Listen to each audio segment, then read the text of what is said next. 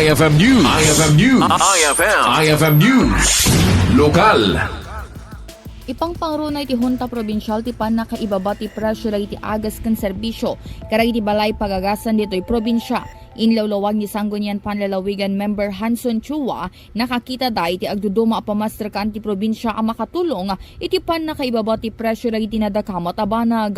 Kinunana sangsang kamaysan ti presyo dagiti agas kan serbisyo ang maipaay karay ti district kan provincial hospital dito'y Ilocos Norte. Namunganay dayto ikalpasan ang naruway nga arungaing iti kakailyana gapoy tinangina a presyo ti agas ken nangato a bill sa iti ospital. Na enact no kwa officially enacted isunan 2 weeks ago or last week.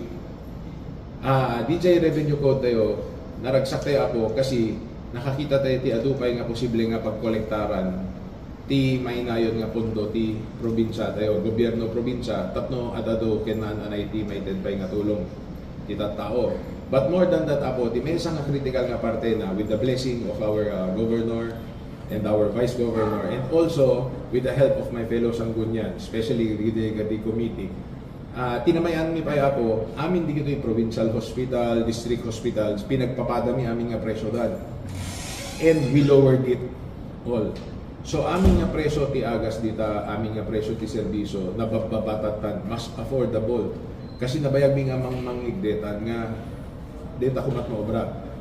Gapoy iti daytoy inpatalgan ni Chua nga agtultuloy iti panang doktalda karay iti waga sa tapno lalo pa ya malaganan dagiti umili ken saan na marigatan dagitoy nang rona na may panggap pa iti beneg ti salunata.